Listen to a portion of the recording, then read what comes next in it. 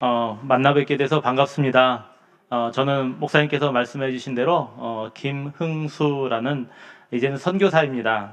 우리 김효진 목사님하고는 대전중앙교회에서 대전중앙교회가 가장 핫할 때 가장 역사적인 순간에 같이 섬겼었어요.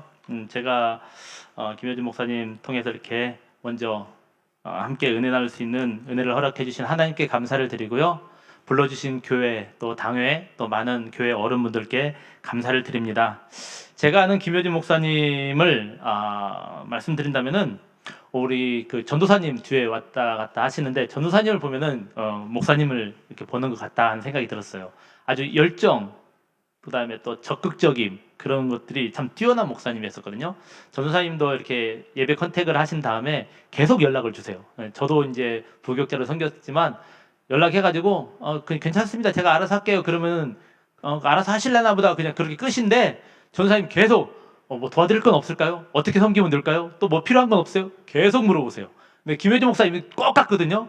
제가 이제 연장자고 교회 선배였는데 부서를 섬기시고 또 같이 사역을 하면서 계속 목사님 이건 이렇게 했으면 좋겠어요. 저건 저렇게 했으면 좋겠어요. 이건 이렇게 하는 게 하나님 기뻐하시는 일입니다. 아마 여러분들한테도 그러실 것 같아요. 그러나 믿고 따르는 자에게는 하나님께서 시온의 복을 주실 줄 믿습니다. 김효진 목사님은 제가 아는 그런 것 같아요. 하나님께서 준비시켜 놓으신 목사님 같아요. 대전중앙교회가 엄청난 사건이 있었어요. 뭐 목사님을 통해서 들으신 분들도 계실지는 몰라요. 그런 사건의 현장에서 금요 예배를 한번 맞은 적이 있었어요. 수요일 날 그 전 수요일 날 저희가 교회를 점령당해가지고 이단한테 예배를 못 드렸었어요. 가지고 막 교역자들도 막 전부 다 멱살 잡히고 김효진 목사님 막 내가 인생에 태어나서 여자한테 멱살 잡혀보기 처음이야 막 사모님한테도 안 잡힌 멱살을 내가 우리 아내한테도 안 잡힌 멱살을 그 여자한테 잡혔어 막 그랬었는데 금요일 날 되니까 오후까지도 포기하고 있다가 저녁이 어스름이 내려오니까 우리가 이래도 될까? 하나님 앞에 예배를 약속했는데 예배를 안 드려도 될까? 아니 근데 지금 갑자기 우리가 누가 준비를 해서 어떻게 예배를 드려? 목사님 제가 설교할게요. 나선 분이 누굴까요? 예, 잘하시는군요. 근데 준비도 안 돼 있을 상황이잖아요. 그런데 그분은 준비가 돼 있으시더라고요.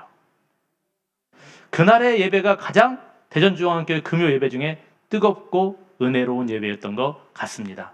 근데 오늘 와보니까 목사님과 같이 신앙생활하면서 이 영신교회 멋있습니다. 이렇게 찬양 청년이 몇 살까지라고요?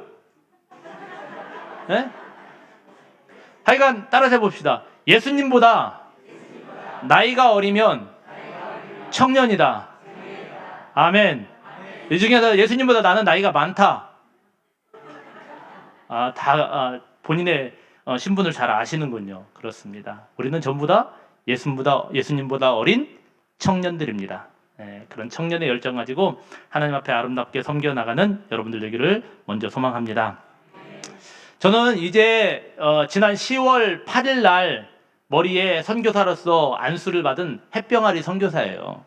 그런데 선교사는 설교를 잘한다 못한다? 못한다. 선교 현장에 나가서 사역만 열심히 하다 보니까 사실 이렇게 규모 있는 교회에서 설교할 기회가 많지 않아요.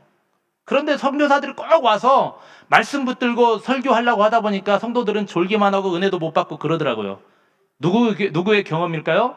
부교육자든 제 경험이에요. 대전중앙교회 섬길 때도 수많은 선교사님들이 와요. 그래가지고 막 성도님들한테 은혜 받게 하려고 막 말씀을 뒤적거리고 그러는데 솔직히 그 교회 부목사보다 설교 못하거든요. 저는 여러분 설교를 잘할까요? 못할까요? 못해요. 우리 김효진 목사님 준비된 설교자만 못하다니까요. 그래서 저는 햇병아리 선교사이지만 설교를 하는 게 아니라 제가 꿈꾸는 나라, 그리고 저는 어떻게 하나님께서 부르셔서 이 선교의 현장으로 나가게 되었는가를 함께 나누고 그 다음에 우리가 그 선교의 현장에 아름다운 동행을 이루어 주시기를 기도 부탁을 드리고 싶어요. 아멘. 저는 오늘 이 하나님의 때 하나님의 이런 제목 가지고 하나님의 말씀을 나누고 싶은데요. 이런 말씀을 함께 나눌 때 하나님께서 우리 가운데 놀라운 성령의 은혜를 허락하여 주시기를 소망합니다. 내가 저 이게 여러 가지 컴퓨터도 막 준비하고 그랬나 움직이나? 예. 움직이는구나. 죄송합니다. 이제 이런 거 잘 안 해봐가지고요. 예, 예, 그렇습니다. 추수감사주일. 저는 전라북도라는 도에서 태어났고요. 전라북도 김제시 진북면 상골리 해망이라는 마을에서 태어났어요. 새만금 간척지 아시죠? 우리나라에서 유일하게 지평선이 보이는 곳이에요. 요맘때쯤이면 가을 노을, 저녁 노을이 세계에서 가장 아름다운 지역이 저희 마을입니다. 언제든지 한번 놀러와 보세요. 정말입니다. 대구에서 거기까지 오시는 교통비가 아깝지 않을 정도로의 우리나라에서 유일하게 지평선의 노을을 볼 수 있는 지역. 뭐하고 자랐을까요? 저는 어렸을 때 농사 지으며 자랐습니다. 농사 짓는 거에 있어서 제일 중요한 게 뭘까요? 제일 중요한 거. 때를 맞추는 거예요. 때를 맞추는 거. 종자를 파종할 때를 맞춰야 되고요. 그것들을 잘 가꿀 때를 맞춰야 되고 물대줄 때를 맞춰야 되고요. 마지막으로 추수할 때를 맞춰야 돼요. 여기 앞에 있는 탐스러운 과일들 조금만 늦으면 어떻게 될까요? 상품 가치가 떨어지죠. 쓸모없는 과일이 될 수도 있어요. 벌레 먹을 수도 있습니다. 봄에 모내기를 하는데 조금만 늦으면 어떻게 될까요? 모내기가 늦어가지고 벼가 논에 착상되기도 전에 말라버리는 일이 있을 수도 있습니다. 하나님의 농사를 지을 때 가장 중요한 것은 때를 맞추는 거예요. 때를 맞추는 때. 물대줄 때, 심어야 될 때, 걷어들여야 될 때. 하나님의 일도 마찬가지라고 생각이 되어집니다. 아까 목사님께서 과일 가지고 지역 전도하라고 하셨어요. 지역 주민들이 기다릴 겁니다. 오늘 영신교회에서 추수감사주일 예배 드렸는데 사과 가지고 오겠지? 근데 오늘 가야 될까요? 내일 가야 될까요? 오늘이 그때예요. 이날 못 맞추면은 영신교회 옛날 같지 않네 이 소리 나오면 끝이거든요. 그러니까 때를 맞춰야 되는 거죠. 하나님의 때를 맞춰야 되는 줄 믿습니다. 오늘 말씀도 보면요. 하나님의 때를 맞추는 것을 볼 수가 있어요. 오늘 9절 말씀 함께 읽으셨는데 그 앞에 보면 어떤 말씀이 나옵니까? 앞에 보면은 이런 말씀이 나오고 있어요. 36절에 보니까 무리를 보시고 불쌍히 여기시니 이는 그들이 목자 없는 양과 같이 고생하여 기진함이니라. 무슨 말씀이에요? 이스라엘의 민족 가운데 목자 없는 양과 같이 어떻게 그들의 삶을 살아야 될지, 영혼의 구원은 어떻게 될지 알지 못하여서 기진하였다라고 얘기하고 있어요. 이스라엘 민족 가운데 이런 역사가 또 있었죠. 출애굽 전에 모세가 이제 태어날 바로 그때였습니다. 바로 왕의 고된 노역 때문에 이스라엘 민족이 기진하여 하나님께 부르짖었다라고 얘기하고 있어요. 바로 그때가 어느 때입니까? 하나님의 사랑이 필요한 때고요. 하나님의 역사가 필요한 때라는 사실입니다. 이 땅 가운데도요. 지금 기진한 사람들이 너무나 많이 있어요. 영혼의 갈바를 모르고 갈급한 심령 가지고 하나님의 은혜를 갈망하는 그런 영혼들이 많이 있다는 사실입니다. 그때가 어느 때예요? 하나님의 사랑이 필요한 때고 그때가 바로 복음을 전해야 될 때라는 사실입니다. 저는 이러한 때를 맞추기 위해서 이제 캄보디아로 선교를 나가기 위해서 준비하고 있습니다. 저는 여러분 혹시 이거 다 받으셨죠? 이게 사실은 설교 내용이에요. 이 안에 설교가 모두 다 들어 있습니다. 저는 제 아내와 전주라는 도시에서 교회 커플로 만났어요. 여기 청년들 아까 앞에 나와서 찬양하고 그러는데 인생의 반려자는 어디서 만나야 된다고요? 어디서 만나야 될까요? 하나님의 성전 안에서 만나야 됩니다. 그것도 다른 교회에서 찾지 마시고 이 중에 청년들이 있다면 이 교회 안에서 배우자를 만나시기를 소망합니다. 그래서 이 교회에서 죽도록 충성하는 이 교회의 온전한 일꾼이 되기를 소망합니다. 저희도 그렇게 만났어요. 그래서 저희 교회에서 막 우리 목사님이 얼마나 좋아했는지 몰라요. 이제 그때 제가 총각집사였거든요. 김집사 부부가 우리 교회 일꾼 되면은 정말로 좋겠구나. 이제 하나의 큰 일꾼 생겼구나. 그렇게 생각을 목사님이 하셨어요. 그런데 제가 목사님을 배신했어요. 목사님, 저는 신학을 해야 되겠습니다. 그리고 이제는 교회를 떠나야 되겠습니다. 네. 저희 부부는 그렇게 전주에 있는 한 교회에서 만나서 부부가 되었습니다. 그리고 이제 사역을 하는 가운데 2009년에 목사 안수를 받았어요. 영신교회는 대단한 교회 같아요. 김효진 목사님을 어떻게 저렇게 한 큐에 픽업을 했을까요? 아까 말씀 나눴는데 김효진 목사님이 영신교회에서 이제 우리 교회 담임 목사님 되셨습니다. 오십시오 했을 때 솔직히 그러시더라고요. 망설였대요. 여기 가야 돼? 한 방에 끝내야 될까? 아니면은 다른 데도 막 찔러보고 더 좋은 데 있는 거 찾아봐야 되지 않을까? 그런데 이것도 하나님의 은혜죠. 이것도 하나님. 어제 이제 제가 부산에 있는 남부민 중앙교회라는 교회를 갔어요. 저희 같이 사역하던 목사님이 담임 목사님 되셔서 유임 예배를 어제 드렸거든요. 148대 1이었대요. 담임 목사님 청빙하는데. 우리 여기 청빙위원들 계시면은 김효진 목사님은 몇 대 1이셨어요? 비밀이십니까? 네. 예. 이제 저도 목사 안수를 받고 난 다음에 저의 사역의 그 다음 장을 생각하게 됐어요. 하나님, 저는 어떤 목표를 해야 될까요? 하나님, 저는 무엇을 하나님의 나라에 충성된 일꾼으로서 섬기며 또 하나님 앞에 나아가야 될까요?를 기도하게 됐어요.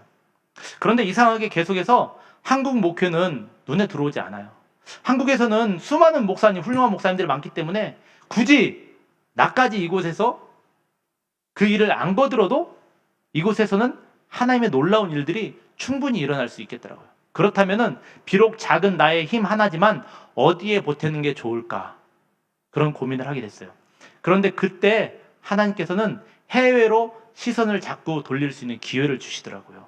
처음에는 교회에서 선교팀에 관련된 일들을 하게 됐고요. 그런 와중 가운데 저의 아내가 1년 동안 아프리카 탄자니아라는 나라로 저희 아이들 둘과 함께, 가족들과 함께 단기 선교, 훈련 사역을 동행할 수 있는 기회를 허락하여 주셨어요. 저도 그곳에 갔다 오면서 선교가 무엇인지를 다시 발견하게 됐고, 이런 선교는 하나님께서 내게도 기쁨으로 감당할 수 있겠구나 하는 그런 소망을 주셨어요. 그런데 그렇게 갔다 오자마자 하나님께서는 저에게 청년부를 맡겨주셨고, 청년부를 통하여서 캄보디아 단기 선교팀을 이끌도록 하셨어요. 그 이후로 계속해서 하나님은 기회가 있을 때마다 자의반 타의반으로 저와 선교를 만나게 해주셨고, 저와 하나님의 사명을 만나게 해주셨고, 특별히 캄보디아에 지속적으로 나갈 수 있는 길을 열어주셨어요.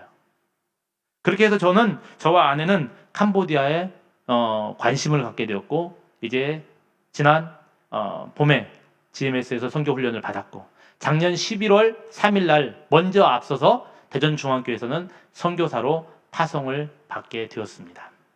그리고 이제 11월 25일 날 내일 모레 다음 2주 뒤에 캄보디아라는 나라로 떠나게 돼요.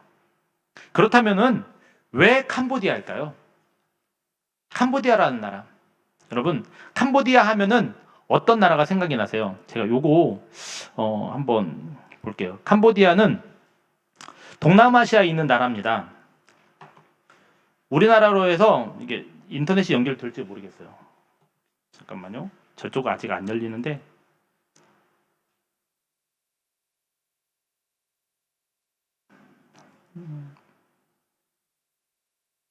조금만 시간 주세요.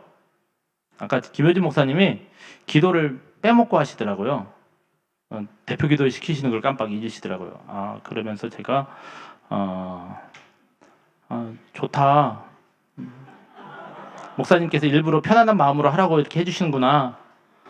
그런 생각을 하게 돼가지고요. 얼마나 감사했는지 몰라요. 그래서 여유 있게 하겠습니다. 네. 잘 보이시죠? 여기가 우리 대한민국이잖아요.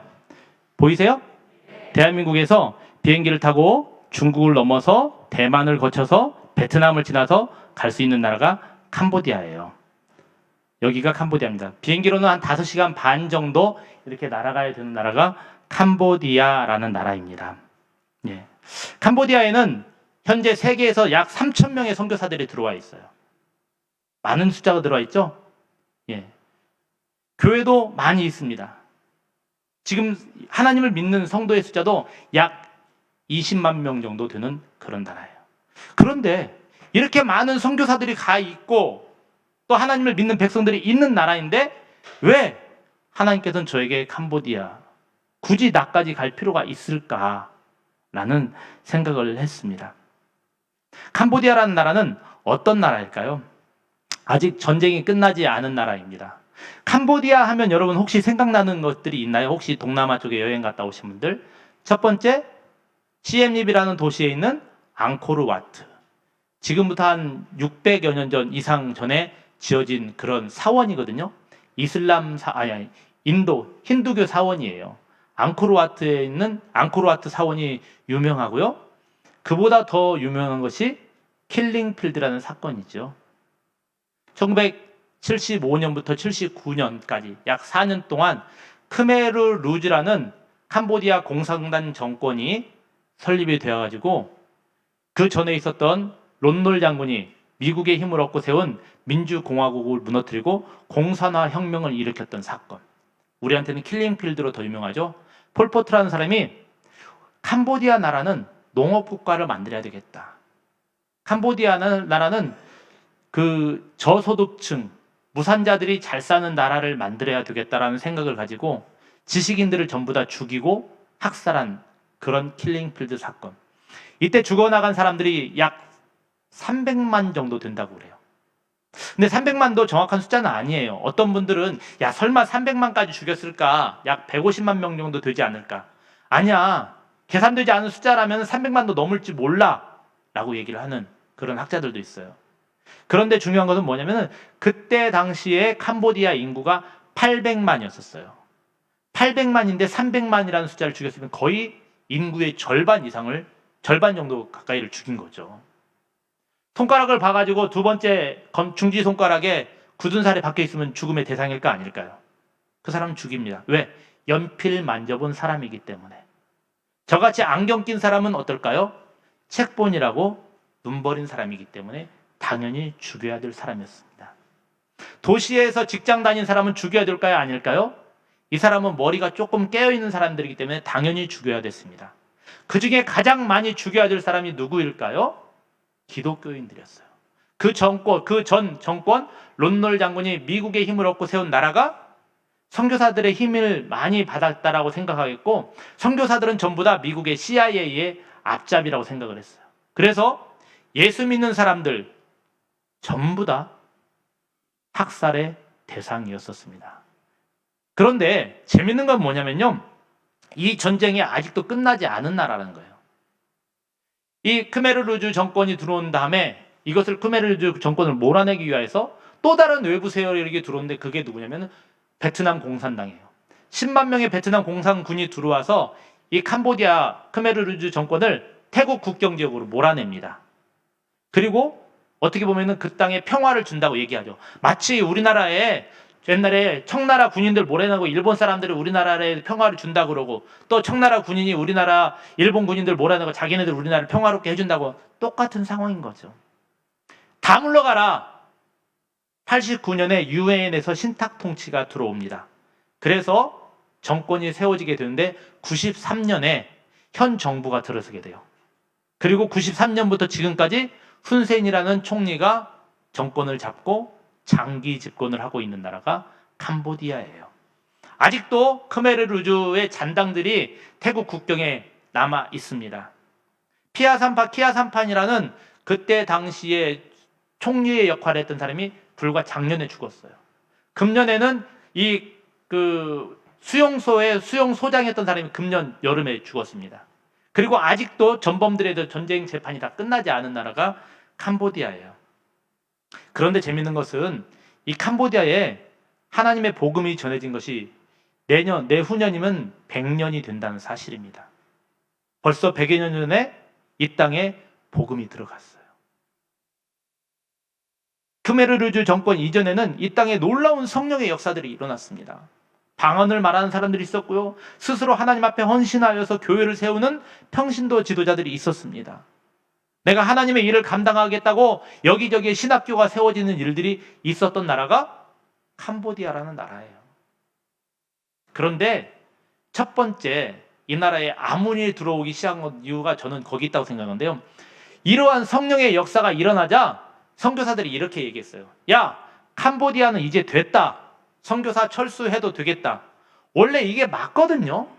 그 땅에 복음의 씨앗이 뿌리 내려서 자생하기 시작하면은 선교사들은 뒤로 빠져도 돼요. 그런데 조금 섣불렀던 것 같아요. 이 땅에 복음이 뿌리 내리기도 전에, 차마 자리 잡기도 전에 먼저 어떻게 보면 승리를 선포해 버린 것이죠. 그렇게 교만에 빠져 있을 때 그 땅에 크메르루주라는 정권이 들어오고 대량 학살이 일어나게 되었다는 사실입니다. 그 땅이 어느 나라라고요? 캄보디아예요. 그리고 이 캄보디아라는 나라는 지정학적으로도 아주 중요한 나라예요. 자, 지도를 한번 다시 한번 보세요. 여기를 인도 차이나 반도라고 그래요. 인도 차이나 반도. 여기가 지도의 제일 왼쪽에 보이시는 곳이 인도라는 나라고요. 제일 오른쪽에 보이는 건 이쪽이 중국이에요. 인도와 중국을 차이나라고 하는 건 아시죠? 그 인도와 차이나 사이에 있는 반도라고 해서 인도 차이나 반도예요. 이 인도 차이나 반도에는 미얀마, 라오스, 베트남, 태국, 그 다음에 밑으로는 말레이시아, 인도네시아가 자리 잡고 있습니다. 그런데 그 중에서 이 캄보디아는 태국, 라오스, 베트남, 또 아래로 말레이시아, 인도 차이나 반도 중에서 4개 나라와 국경이 이어져 있는 나라예요. 다른 나라들은 이렇게 인접하게서 다 연결된 나라가 없거든요. 근데 유독 캄보디아만 이렇게 연결이 돼 있어요.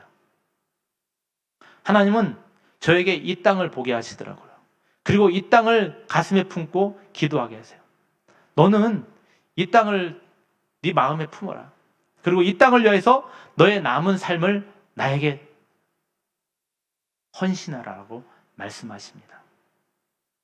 이 땅을 하나님께서는 사랑하셔서 지금도 수많은 선교사들이 있지만 한 사람의 선교사를 더 보내시기를 원하세요. 왜요? 지금이 하나님의 때이기 하나님의 급하게 추수를 해야 될 때이기 때문이라고 생각이 되어지기 때문에 그렇습니다. 캄보디아는요, 전체 인구가 95%가 불교인 나라예요. 더욱이 국교가 불교인 나라거든요. 대부분의 가정에 가면은 신단들이 있고요. 우상의 제자들이 있는 나라가 캄보디아라는 나라입니다. 왕을 세우는 데 있어서 입헌 군주제이기 때문에 왕을 세우는 일이 있어야 되는데요. 왕을 세울 때 총리, 또 그 다음에 국회의장 이런 사람들이 왕의 추대 유언으로 들어가요. 그 중에 2명이 누가 들어가냐면 승려가 들어갑니다. 그런데 재밌는 건 뭐냐면요. 그렇게 불교인 국가에 지금 캄보디아가 열려 있어요. 지금 코로나 때문에 모든 나라들이 입국을 불허하고 있잖아요. 이 인도차이나 반도에서도요, 옆에 미얀마, 라오스, 태국, 베트남, 말레이시아, 인도네시아가 있는데 이 7개 나라 중에서 오직 외국인의 입국을 허용하는 나라가 캄보디아밖에 없어요. 그리고 캄보디아로 들어갈 수 있는 비행기가 열려있는 나라도 대한민국밖에 없어요. 지금이 하나님의 때인 것 같습니다. 캄보디아에게는 얼마나 더 많은 시간이 있을지 몰라요. 언제 다시 전쟁이 발발할지 모르고요. 사실은 한 40년 가까이 훈센이라는 총리가 정권을 잡고 있는데 이 정권이 언제 뒤바뀔지도 모르는 나라예요. 한 걸음 더 나아가서는요. 불교가 국교이기 때문에 지금 호의적으로 열려있는 이 기독교 선교에 대해서 언제 닫힐지 모르는 나라가 캄보디아입니다. 여러분, 혹시 연세 많으신 분들 중에 6.25 전쟁을 겪으신 분들 계시나요? 그때 보면은 융단 폭격이라고 알잖아요. 융단폭격. 항공기가 지나가면서, 폭격기가 지나가면서 수많은 그 폭탄들을 어디 하나 가리지 않고 무참하게 그냥 쏟아붓는 거. 캄보디아 땅이 바로 지금 융단폭격이 필요한 땅인 것 같습니다. 3,000명의 선교사면 많은 거 아니냐? 3,000명의 선교사면 그 땅에 너무 이제 더 이상 선교사가 필요 없는 것 아니냐? 아니요. 캄보디아는 지금 더 많은 선교사가 융단폭격을 해야 될 때라고 저는 생각합니다. 왜요? 우리는 경험하고 있거든요. 중국 지금 닫혔잖아요.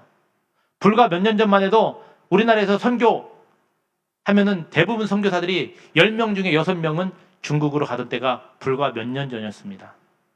그렇게 가서 막 복음을 전했는데 지금은 어때요? 그 나라가 닫혀버렸잖아요. 아무도 못 들어가잖아요. 선교사들은 전부 다 추방당하고 있잖아요. 선교사가 아니더라도 유장 취업을 하는 사람들까지도 전부 다 색출해서 추방당하고 있잖아요. 캄보디아도 언제 그렇게 나라가 닫힐지 모르는 상황입니다. 중국이 문이 열렸을 때 수많은 선교사들이 중국으로 달려 들어가서 지금 중국이 어떻게 변화된 줄 아십니까?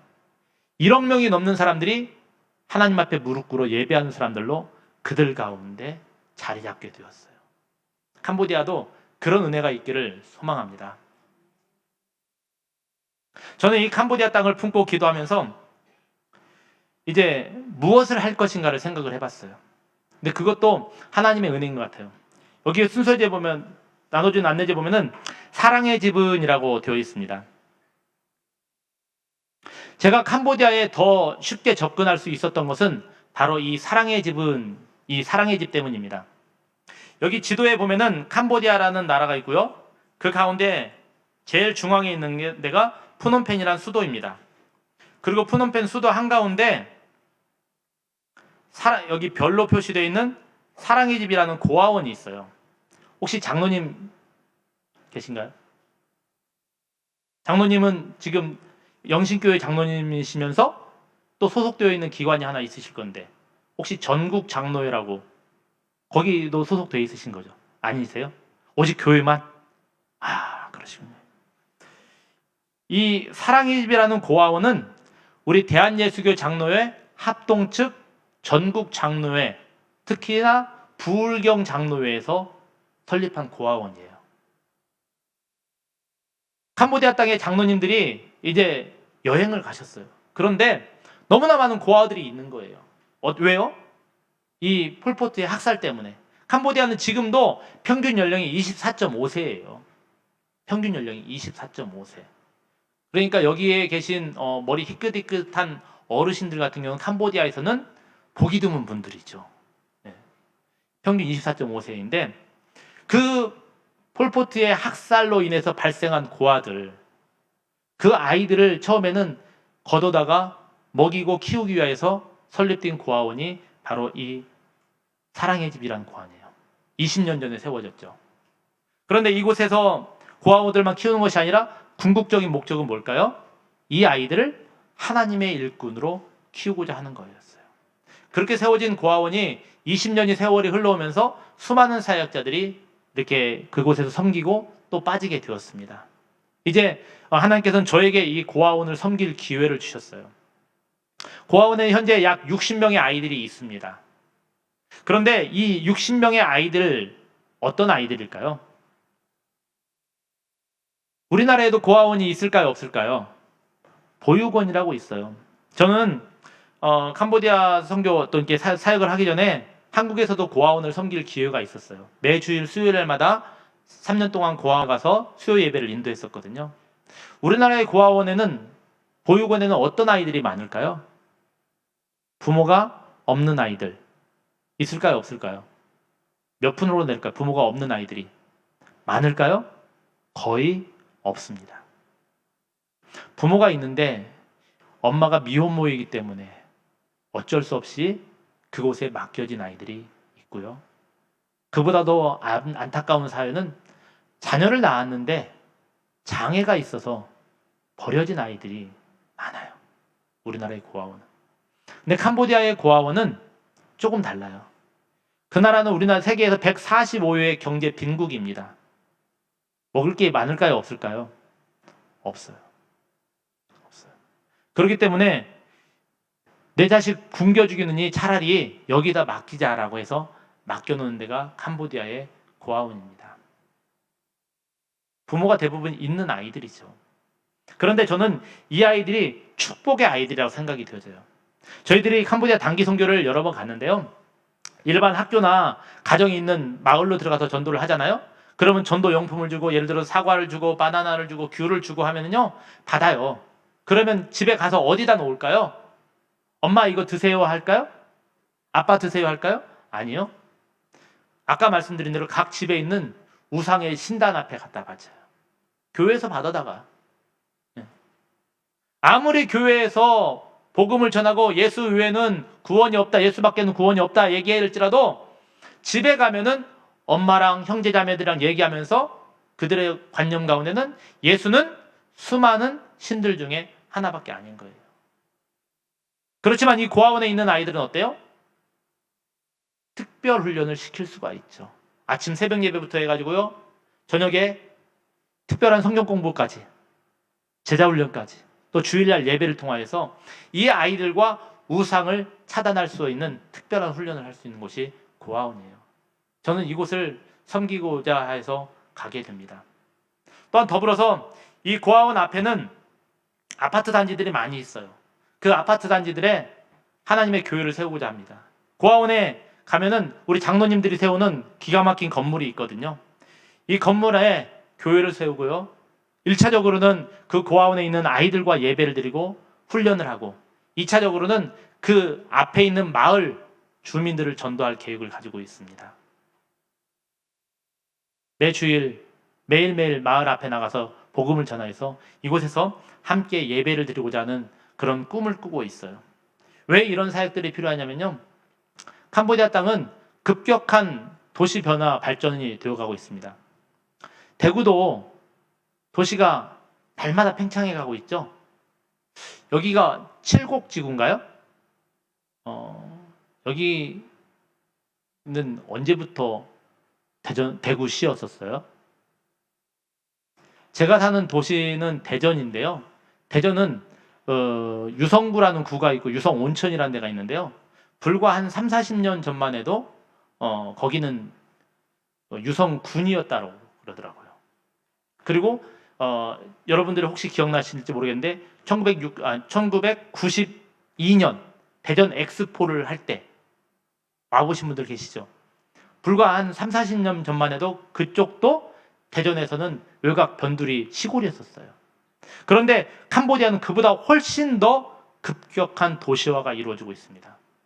캄보디아의 평균 출산율은 5명 정도 돼요. 지역으로 내가 지방으로 내려가면 어머나 짐승 같아. 지금 우리 자매들 그런. 그런데 푸놈펜 시내로 들어오면 달라져요. 푸놈펜 시내로 들어오면요, 푸놈펜은 지금 현재 인구가 약 160만 정도 되는 수도거든요. 그런데 푸놈펜 시내로 들어오면 집값이 비싸고 생활비가 많이 들어가기 때문에 거기는 출산율이 1명, 2명밖에 안 됩니다. 푸놈펜만 놓고 보면은 우리나라와 다를 게 없죠. 그러나 전체적으로 보면은. 그런데 이 급속한 도시화 상황 가운데서 그들은 물질주의에 빠져들게 되죠. 활락주의에 빠져들게 되죠. 그들에게 지금 수많은 선교사들이 숫자가 중요한 것이 아니라 빨리 들어가서 복음을 전하지 않으면 우리는 활락주의에, 쾌락주의에, 물질주의에, 또한 우상 앞에, 또는 문이 닫혀버리는 그런 비현실적 상황 가운데 복음 전할 수 있는 기회를 놓쳐버릴지도 모르게 된다는 사실입니다. 안타까운 것은요, 그런 상황 가운데서 저는 이곳에 교회를 세우기를 원하고요, 하나님의 복음을 전하기를 원합니다. 그러면서 선교 답사를 하면서 또 한 곳을 보게 되었어요. 푸놈펜에서 약 30분 정도 떨어진 마을에 가면요, 하나의 작은 시골 마을이 있는데요, 여기는 트렉땅이라는 지역입니다.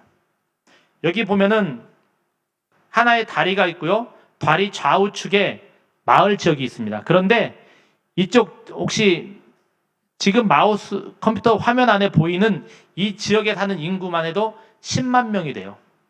인구 10만 명. 중소도시 정도 되겠죠? 이 정도 도시 되면은 교회가 몇 개는 있어야 될까요? 인구 10만 명이면. 최소한 한국 같으면은 10개는 있어야 그래도 좀 괜찮겠죠. 대구 같으면은 복음화율이 좋으니까 더 많은 교회들이 있을 수 있겠죠. 그런데 안타까운 것은 여기 제일 위에 이곳에 있는 트렉탕콩 교회라는 교회 한 곳밖에 없어요. 그런데 이 교회마저도요, 자, 한번 보세요. 이게 교회 건물이에요. 괜찮지 않으세요? 별로 반응이 없으신데? 부지가 약 한 1000평 정도 돼요. 마당이. 그리고 교회 건물이 이쪽에 건물이 있고, 여기는 우리나라는 이런 것은 안 되겠지만 야외 예배를 드릴 수 있게 이렇게 건물이 지어져 있습니다. 한 40평, 50평 되는 건물. 괜찮아 보이지 않으세요? 네, 저는 괜찮아 보이던데요. 이 건물은 아까 말씀드린 그 크메르 루즈 학살이 있기 전에 미국인 선교사가 세운 교회예요. 그리고 이 교회는 방금 전에 말씀드린 10만의 인구가 되는 그 지역에서 유일한 교회예요. 그렇다면은 이 교회는 몇 명이 모여서 하나님을 찬양하고 예배드리고 있을까요? 목사님 가족, 그들이 이 교회 교인의 전부입니다. 딸과 아내와 처제와 또 이웃 주민 한두 명 모여서 7, 8명이 모여서 매주일 그나마 지키고 있대요. 캄보디아 땅에 수많은 교회들이 새로 세워져야 될 것 같습니다. 수많은 교회들이 세워져서 하나님의 영광을 선포하는 그런 복된 나라가 되기를 소망합니다. 그러나 저는 그 전에 먼저 선행되어야 될 게 무엇이냐? 닫혀진 교회가 다시 부흥이 일어나기를 소망해요. 이곳에서 먼저 다시 하나님의 영광이 선포되어지고, 수많은 사람들이 이 교회를 지나갈 때마다 뭐라고 그럴까요? 저 교회는 비었어. 저 교회는 사람도 없어. 저 교회는 유령 같은 교회야. 지금 그러고 있지 않을까요? 그곳에 다시 하나님의 찬양의 열기가 흘러넘치기를 소망합니다. 여기 아까 찬양했던 이 찬양팀이 다시 그곳에 한번 와가지고 뜨겁게 하나님을 찬양하는 역사가 있기를 소망합니다. 아니, 그곳의 청년들이 이곳의 찬양단처럼 그들도 함께 하나님을 찬양하는 역사가 있기를 소망합니다. 저는 이 교회를 살리고 싶어요. 저는 이 교회에서 다시 하나님을 찬양하는 역사가 있게 하고 싶어요. 그래서 이곳에 세워진 교회가 마치 영신교회가 대구에 또 다른 영신교회를 만들어낸 것처럼 여기에도 아래에도 위에에도 강 건너에도 똑같은 교회들이 하나씩 둘씩 촛불이 불을 밝혀 나가듯이 지역을 복음화시키고 지역을 변화시키는 놀라운 성령의 역사가 있게 하는 일에 저는 소망을 품고 있습니다. 더욱이 재미있는 건 뭐냐면요, 저희 대전중앙교회에서 저보고요 가면서 목사님, 캄보디아 땅의 미전도 종족을 목사님이 어떻게 좀 알아봐 주시고 그들에게 복음을 전하는 축복의 통로가 되주십시오. 근데 캄보디아 땅에 미전도 종족이 별로 없어요. 캄보디아 땅은요 크메르족이 95%예요. 그리고 외부 중국 차이나족 중국 사람들 좀 살고요. 유일하게 살고 있는 족이 짬족이라는 족이에요. 짬족. 짬밥 말고요. 짬족. 짬족은 어떤 족이냐면요, 이 크메르족이 있기 전에, 그러니까 크메르 왕조가 세워지기 전에 그 이전에 이 땅을 지배하였던 왕족이에요. 그렇게 보면은 순수 원래 오리지널 이 땅의 주인인 거죠. 그런데 이 크메르족이 밀고 들어오면서 말살을 시켜버린 거예요. 그래서 현재 이 짬족은 이런 메콩강을 중심으로 해서 포트피플로 남아있고, 베트남과 캄보디아 땅에 현재 남아있는 짬족의 인구가 60만 밖에 안 돼요. 그 짬족이 살고 있는 지역이 바로 지금 이 떼탕콩 교회 강 건너편에 있습니다. 더욱이 더 안타까운 것은 이들이 누구의 하수인이 되었냐면요, 이슬람의 하수인이 되어 있어요. 온전히 이 짬족은 이슬람교를 믿고 있습니다.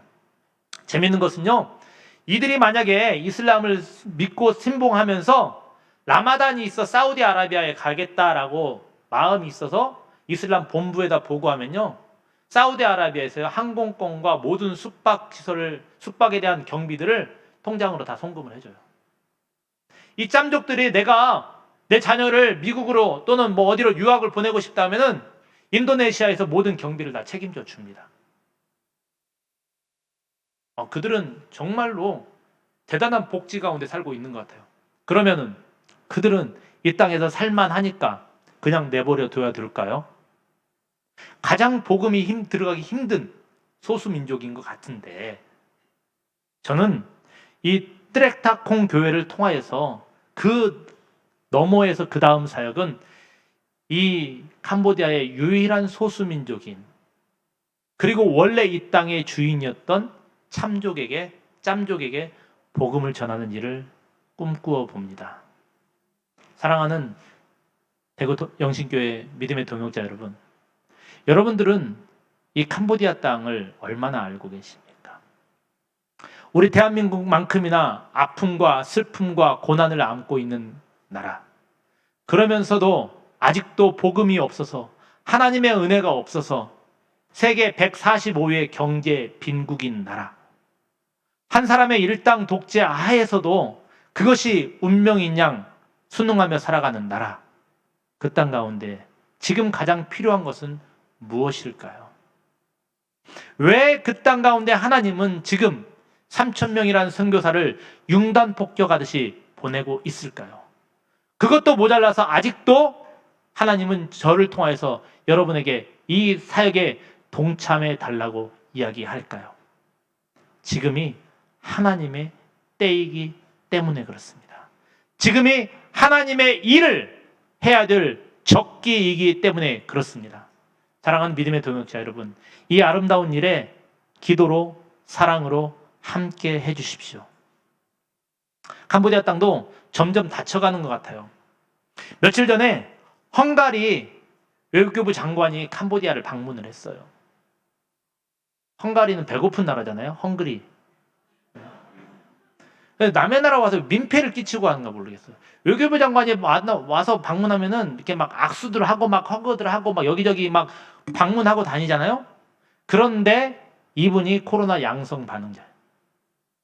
왔다 국빈 방문을 끝내고 돌아간 다음에 이상이 있어서 검사해봤더니 코로나 양성 반응이 나왔고요. 그게 캄보디아에 전해져서 캄보디아에서 그분이 다녀간 루트를 이렇게 역학조사를 하니까 여기저기서 코로나 양성 반응이 나오기 시작했습니다. 남의 나라 갈 때 제발 높은 분들은 좀 나가지 마세요. 저같이 이제 그냥 신분 낮은 사람들이 나가고 사회적 지위가 높으신 분들은 나가서 만날 분들도 많고 그러니까 그냥 나중에 가세요. 다 나신 다음에. 네. 그래서 지금 캄보디아가 문이 닫혀가고 있어요. 저도 25일 날 가기로 했는데 지금 내일 모레까지는 캄보디아 땅에 들어간 사람들에게 조금 자유롭게 열어줬거든요. 들어가서 코로나 양성 반응만, 음성 반응만 나오면은 뭐 자가격리하고 자가격리하면서도 자유롭게 일도 볼 수 있었는데 18일 입국자들부터는 제가 해당이 되죠. 18일 입국자들부터는 안 된다. 전부 다 강제격리해야 된다. 그래서 2주 강제격리를 들어가요. 그래서 저도 고민 많이 했어요. 영신교회 그냥 빵꾸 내고 지금 들어가야 되는 거 아닌가. 사실은 여러 가지 사정이 있으니까. 그렇지만 김효진 목사님의 그런 약속도 있고 그러면 김효진 목사님 전화해서 그러실 거예요. 목사님 한번 약속하는 건데요. 어떻게 그러실 수가 있어요. 그래서 하나님께 모든 걸 맡기고 제가 들어갈 때까지는 캄보디아의 문이 안 닫히게 할 줄 믿고 왔습니다. 이 아름다운 하나님의 일, 왜 저와 여러분을 만나게 하셨을까요? 함께 꿈꾸어 가라고 만나게 하신 것 같습니다. 여러분, 이 나라를 위하여서 기도해 주십시오. 이 나라가 복음화되면요, 아까 지도에서 봤듯이 태국과 미얀마와 베트남과 인도네시아와 브루나이와 말레이시아 또 건너서 인도, 중국까지 넘어갈 수 있는 인도차이나 반도의 선교적 허브 역할을 할 수 있는 나라라고 생각이 되어집니다. 견고한 성일수록 무너지는 건 순간이거든요. 하나님께서 우리를 통해서 이 캄보디아 땅에 성령의 융단 폭격을 내려주시기를 주의 이름으로 축원합니다. 이 시간에 함께 우리 하나님 찬양하고 기도하는 시간을 좀 가졌으면 좋겠어요. 여기 보면은 기도해 주십시오에서 여러 가지 기도 제목이 나옵니다. 무엇보다도 저희가 하나님 앞에 견고한 일꾼이 되게 해달라고 기도해 주시길 부탁을 드리고요. 현재 잘 적응할 수 있는 그런 사역자가 되게 해달라고 기도해 주실 부탁을 드립니다. 제일 부탁을 드리는 것은 저에게 하나님의 은혜 가운데 2명의 자녀를 주셨어요. 하나는 여기에서 가까운 한동대에 다니고 있습니다. 어제 마침 여기 오는 길이라 여러 가지 일정을 맞춰서 들렸는데요. 저희 딸이 저보다 감사하게도 신앙이 견고하게 잘 커가고 있는 것 같아요. 이런 고백을 하더라고요. 아빠, 한동대는 기도하는 학교가 되었으면 좋겠고 많은 곳에 기도가 있는데 기도만을 위한 전적인 기도의 터가 없어가지고 기도를 했는데 많은 분들이 물질로 후원해 주시고 학교에서 자리를 마련해 주셨대요. 할렐루야. 이 딸이요 엄마 아빠를 뒤를 이어서 저도 선교사가 되겠대요. 전문의 선교사가. 하나님께서 이 아이를 붙잡아 주시기를 위해서. 엄마 아빠는 이제 멀리 떠나야 되잖아요. 스스로 모든 걸 해결해야 돼요. 이 아이를 위해서 기도 부탁을 드리고요. 그래도 이 아이는 괜찮아요. 문제는 그 둘째입니다. 이제 내년에 고3 되는 아이인데요. 엄마 아빠 걱정 말고 가래요. 지가 다 알아서 한대요.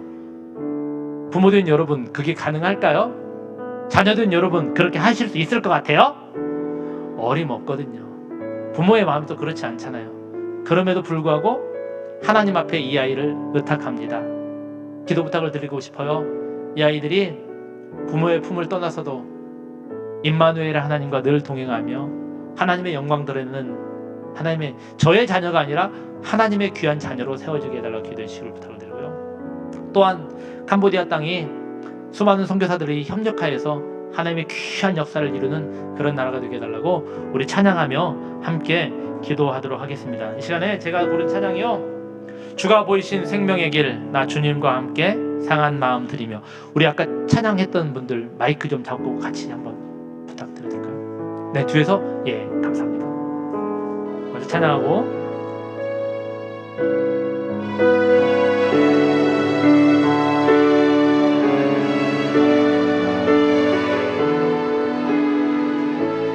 주가 보이신